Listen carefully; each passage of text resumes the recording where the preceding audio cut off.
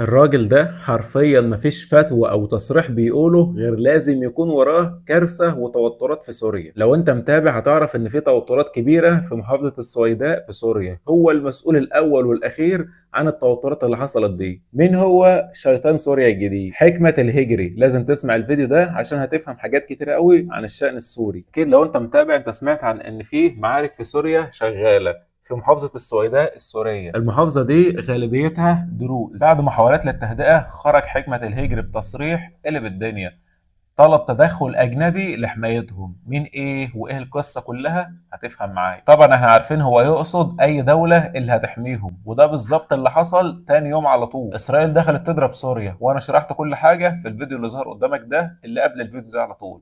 لازم تسمعه وبعدين ترجع تكمل الفيديو ده. المهم، مين هو حكمة الهجري وإيه حكايته بالتفصيل؟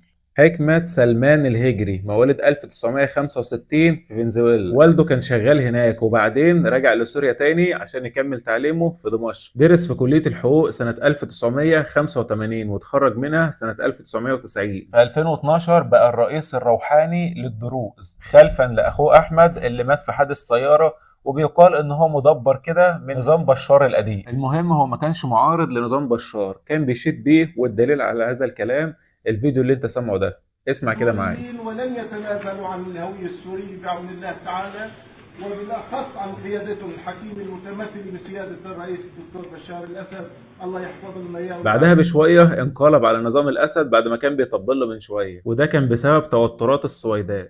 بعدها بقى أكتر واحد وأشد واحد من المعارضين لنظام بشار. طبعا مع تولي الحكومة الحالية اللي هي حكومة أحمد الشرع كان داعم لها وبشدة، لكن من 6 شهور فاتوا موقفه اتغير تماما.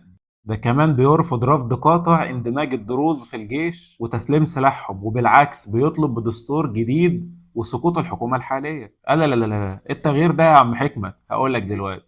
المعلومة بقى اللي ممكن تكون غايبة عن الجميع هي علاقة حكمة الهجري بإسرائيل. حكمة الهجري كان ليه دور رئيسي في زيارة الدروز لإسرائيل لأول مرة من أيام حرب أكتوبر. فدي حاجة كبيرة جدا إن الدروز يزوروا إسرائيل من الزمن ده كله، فدي مش حاجة صغيرة برضه. وهنا بقى اللعبة كلها والأساس كله. في كلام بيتقال إن هو وقع اتفاقية سرية مع إسرائيل لحماية الدروز، وطبعا لو أنت متابع معايا فأنت أكيد عرفت المناوشات اللي حصلت في محافظة السويداء.